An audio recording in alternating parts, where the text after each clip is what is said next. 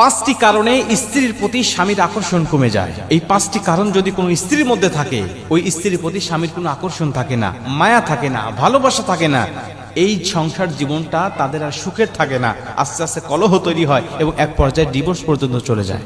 প্রিয় মা বোনেরা, এজন্য এই পাঁচটি কারণ দেখবেন আপনার মধ্যে আছে কিনা। যদি থাকে তাহলে আজকে থেকে ত্যাগ করার চেষ্টা করেন, আজকে থেকে তা পরিত্যাগ করার চেষ্টা করেন।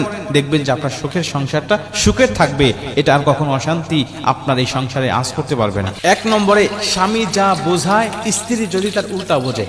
স্বামীর থেকে স্ত্রীর বুঝ যদি বেশি হয়, স্বামীর কথার প্রতি কোনো আনুগত্য যদি না থাকে, স্বামী একটা কথা বলছে, আপনি পাল্টা যুক্তি দিয়ে বলছেন না তোমার কথা ভুল, তোমার কথা মানি না, আমার কথাই সত্য, এটাই যুক্তি, সঠিক যুক্তি, তোমার যুক্তি ভুল, এমন যদি হয়, এই স্ত্রীর প্রতি স্বামীর আকর্ষণ আস্তে আস্তে কমতে থাকে, তার প্রতি কোনো মায়া থাকে না, আস্তে আস্তে কমতে থাকে এবং কমতে কমতে এমন পর্যন্ত চলে যায় যে তার সাথে সংসার করার ইচ্ছা, আগ্রহটাই একসময় মরে যায়।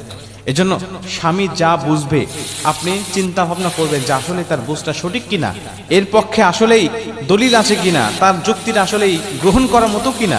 যদি হয় তাহলে পাল্টা যুক্তি দাঁড় করাতে যাবেন না। যদি মনে করেন না তিনি ভুল কিছু বলছে, তাহলে কৌশলে কায়দা করে নম্র ভদ্র ভাষায় তাকে বোঝানোর চেষ্টা করবেন, কখনো তর্কে জড়াবেন না।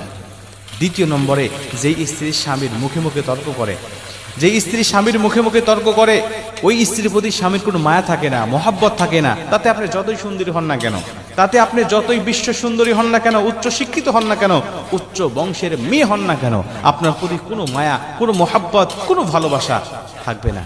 এজন্য আপনাকে অবশ্যই নম্র ভদ্র হতে হবে। যে স্ত্রী স্বামীর মুখে মুখে তর্ক করে না এবং স্বামী রেগে গেলে চুপ থাকে, স্বামীকে হাসি দিয়ে, খুশি দিয়ে, অঙ্গভঙ্গি দিয়ে সন্তুষ্ট করার চেষ্টা করে, ওই স্ত্রী যদিও কুৎসিত হয়, ওই স্ত্রী যদিও কালো হয়, ওই স্ত্রী যদিও মূর্খ হয়, নিম্ন বংশেরও হয়, তারপরেও তার স্থান স্বামীর কলিজার মধ্যে থাকে।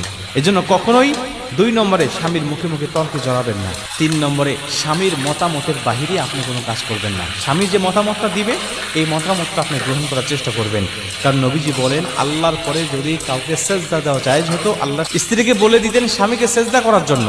আল্লাহ নবী এমনি এমনি বলেন নাই। অবশ্যই স্বামীর মতামতের দাম রয়েছে, স্বামীর গুরুত্ব রয়েছে, এজন্যই আল্লাহ নবী হাদিসটা বর্ণনা করেছেন। চার নম্বরে, স্বামীর পছন্দের মূল্যায়ন করতে হবে।